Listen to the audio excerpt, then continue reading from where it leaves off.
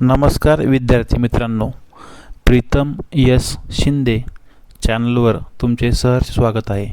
चॅनलवर जर तुम्ही नवीन असाल तर नक्कीच चॅनलला सबस्क्राईब करा, लाईक करा, शेअर करा, कारण आपण 23 नोव्हेंबरपर्यंत दररोज हिंदी विषयाचे व्याकरणावरील एक लेक्चर अपलोड करणार आहोत व त्याचा तुम्हाला नक्कीच फायदा होईल। आपण आज हिंदी भाषेविषयी काही मूलभूत प्रश्न घेणार आहोत जे की तुम्हाला माहितीच पाहिजे। तर चला आपण प्रश्न पाहूया। वह माध्यम क्या कहलाता है जिसके द्वारा मनुष्य अपने भावों म्हणजे फीलिंग और विचारों का सफलतापूर्वक आदान प्रदान करता है। पर्याय क्रमांक ए व्याकरण, बी बोली, सी भाषा, डी लिपि। और इसका सही जो उत्तर है वो है सी भाषा। प्रश्न क्रमांक 2, जब कोई व्यक्ति अपने विचारों को बोलकर प्रकट करता है तथा दूसरा उन्हें सुनकर समझता है तो भाषा का वह कौन सा रूप कहलाता है। पर्याय ए लिखित रूप, बी सांकेतिक रूप, सी मौखिक रूप, डी व्याकरणिक रूप। तो इसका सही जो उत्तर है वो है सी मौखिक रूप। प्रश्न क्रमांक 3, निम्नलिखित से कौन सा भाषा का लिखित रूप का उदाहरण है। ए टेलीफोन पर बात करना, बी रेडियो समाचार सुनना, सी वाद विवाद प्रतियोगिता, डी पुस्तकों का अध्ययन करना। तो इसका सही जो उत्तर है वो है डी पुस्तकों का अध्ययन करना। क्वेश्चन नंबर 4, मौखिक भाषा के संबंध में निम्नलिखित कथनों पर विचार कीजिए। पर्याय 1, मनुष्य बोलकर अपनी बात दूसरों तक पहुंचाता है। 2, इसमें दूसरा व्यक्ति सुनकर बात समझाता है। 3, भाषा का यह रूप नवीनतम है और इसका प्रयोग सीमित क्षेत्रों में होता है। उपरोक्त कथनों में कौन सा कथन सही है। ए केवल 1, बी 1 और 2, सी केवल 2 और 3, डी 1, 2 और 3। तो इसका सही उत्तर है पर्याय क्रमांक बी 1 और 2, जो है मनुष्य बोलकर अपनी बातों दूसरों को तक पहुंचाता है। 2, जो इसमें दूसरा व्यक्ति सुनकर बात समझाता है। अगले क्वेश्चन की ओर देखते हैं। क्वेश्चन नंबर 4, निम्नलिखित में से कौन सा कथन लिखित भाषा के संबंध में सत्य है।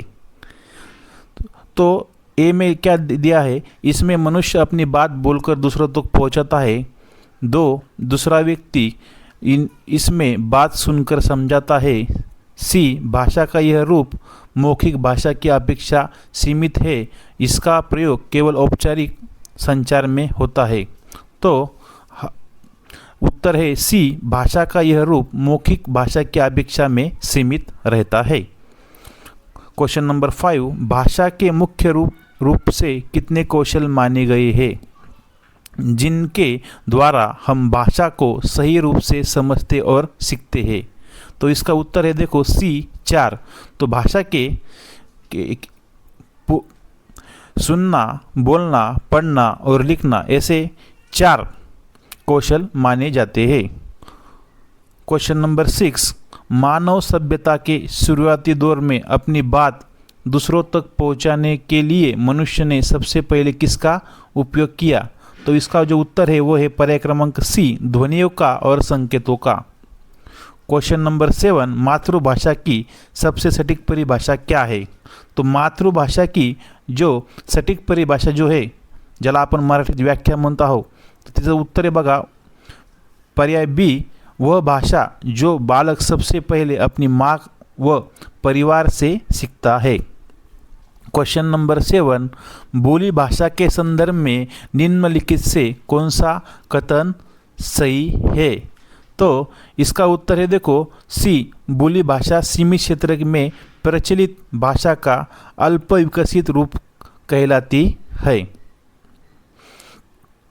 क्वेश्चन नंबर 8, राज्य भाषा किसे कहते हैं। तो इसका जो उत्तर है देखो, उत्तर है उसका सी, वह भाषा जिसका प्रयोग देश के सरकारी कार्यालयों में कामकाज के लिए किया जाता है उसे हम क्या कहते हैं, देखो राज्य भाषा कहते हैं। क्वेश्चन नंबर 9, निम्नलिखित कथनों पर विचार कीजिए।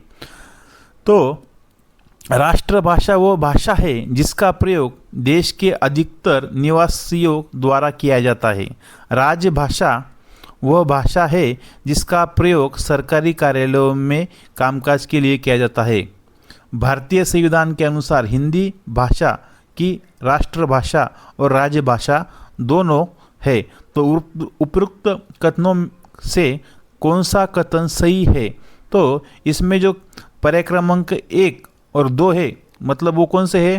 राष्ट्रभाषा वो भाषा है जिसका प्रयोग देश के अधिकतर निवासियों द्वारा किया जाता है, और राज्य भाषा वो भाषा है जिसका प्रयोग सरकारी कार्यालय में कामकाज के लिए किया जाता है।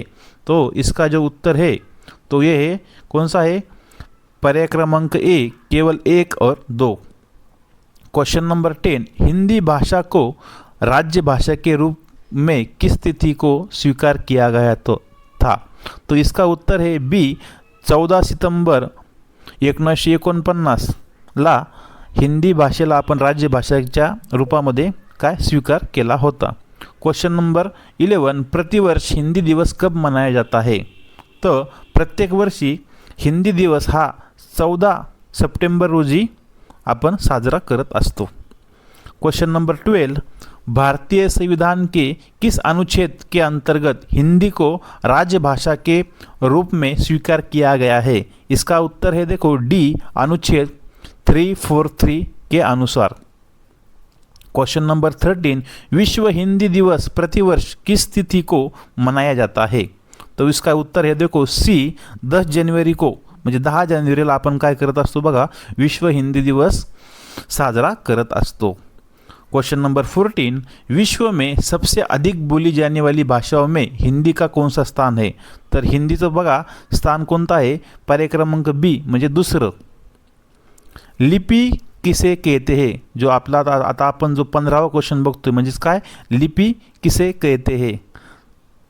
तर याचं उत्तर आहे बघा, लिपी कशाला म्हणतात आपण? किसी भाषा की उच्चारित ध्वनियों को लिखने को विधि को आपण काय म्हणत असतो बघा, लिपी असं म्हणत असतो। क्वेश्चन नंबर 16, देवनागरी लिपि में लिखी जाने वाली प्रमुख भारतीय भाषाएं कौन सी है? तो इसका पर्याय जो है देखो, ए पंजाबी और उर्दू, बी तमिल और तेलुगु, सी हिंदी और मराठी, डी असमिया और बंगाली। तो इसका सही जो उत्तर है वो है सी, हिंदी और मराठी जो भाषा है हम देवनागरी लिपि में लिखते हैं। क्वेश्चन नंबर 17, निम्न से कौन सी भाषा देवनागरी लिपि में नहीं लिखी जाती? तो इसका उत्तर है देखो, तेलुगु जो भाषा होती है वो हम देवनागरी लिपि में लिखते नहीं है। और सबसे लास्ट क्वेश्चन है देखो, भाषा का मुख्य कार्य मतलब पर्पस क्या होता है? तो भाषा का मुख्य कार्य मतलब पर्पस जो होता है, मनुष्य के बीच भावों एवं विचारों को साझा करना। तो इसका उत्तर है बी।